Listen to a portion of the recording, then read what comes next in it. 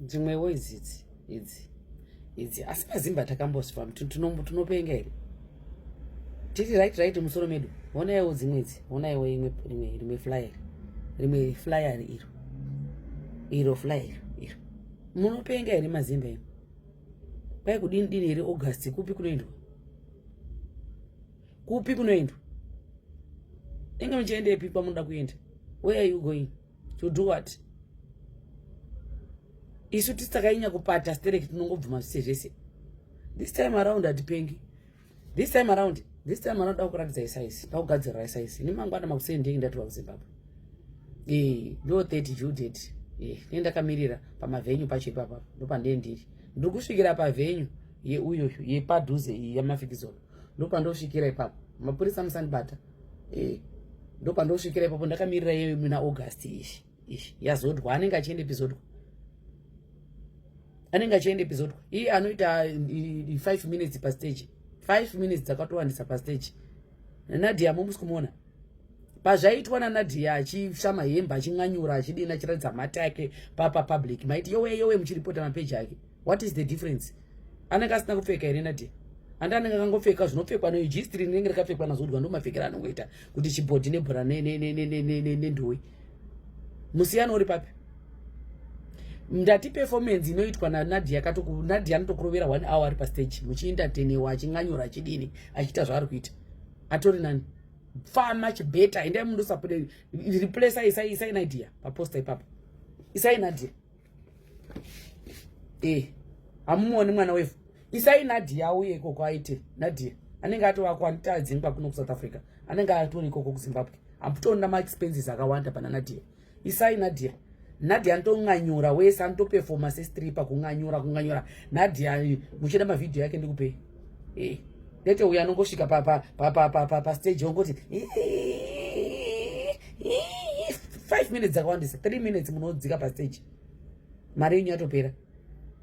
Chichinoshamisira ipapo chi pakunganyura kwe 5 minutes kwe 3 minutes pa stage. Atombonganyuri futi oita get down omuruka ndakaenda kumashow ake anopera kusvika ndati handichaendiko ndopenga ini. Curtain raiser ndio moda kuendera kushow kubva kunoku after achitidzinga achiti xenophobia vari kutimanyisa muno achiti xenophobia ibva vakambi tihambe kupi kwamunoti avakambi muchitora mashows muchitora vanaZodwa wavantu muchivaisa pamaflyer muchiti vaende kuZimbabwe kundoperformera ani hatina mari tadzingwa pano takadzingwa kuno isu tisina kana mataitengesa ndaitengesa madomasi nemavheji mustreet ndikaputsirwa mutsika wangu ndikadza ndidi kuona mumastreet hatidi kuona chero une tsamba yovhenda vakaramba vakati hatidi chero mapepa vakaramba vakati hatidi kuona zipassport rako handichaende kubasa chero Nadia wacho hachaende kubasa ari mono muSouth Africa. Torai Nadia mumureplace mumese isai Nadia pafly up. I can guarantee you performance yake itori 5 star nekure because anokupedzera more than an hour pa stage. Achita zvese atori nepartner yanotoita naye. Kwete zvekuda kuti nyaudza muchiti nyangadza. Chiti nyaudza muchida kuti kwidza BP. Hapana kwari kuenda. Inini mangwana ndinenge ndatogara pavenyu. Ndakamirira iya ndotanga iyo iya yekutanga yandoendera. Iri padhuze yekutanga paJuly. Yamafikizolo. Tindi zvekumhatairirwa zvoda kuti pusisa bida kuti asikuti takapusa stereki. Enough is enough. Amwe nyika dziri busy kuadresa vana uyu vana Nigeria vese vari busy kuti atidi kuvaona vari kuenda kumashopu avo vachidaidai. Isu tine hunhu because takaenda kuchikoro. Hatina speed hatina dzungu but apa makutisaiza. Painonzi BN inonzi chikudini promotions inonzi chiri kudanwa uyu Zodwa. Inonzi chiri kudanwa Zodwa. Muda kuti kongora muda kuti nyangadza. Munofunga kuti tiri kusekerera zvese zviri kuitika munofunga kuti it's an easy thing. Kasi munofunga kuti movie kairi kuitwa munofunga kuti polygamy. Munofunga kuti movie. These things are happening, it's real. Zvinhu zviri kuitika pa ground. Tisiri kuzviona kuno every day.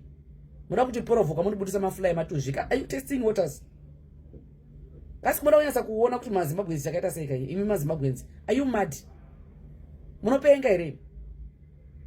Munopenga that isai Nadia apa. Mazviwa. Isai Nadia pa fly up and thank me later. Nadia or nobody or Beverly. Nadia Obeva lo nobody. Pa flyer. Vana vevo nobody.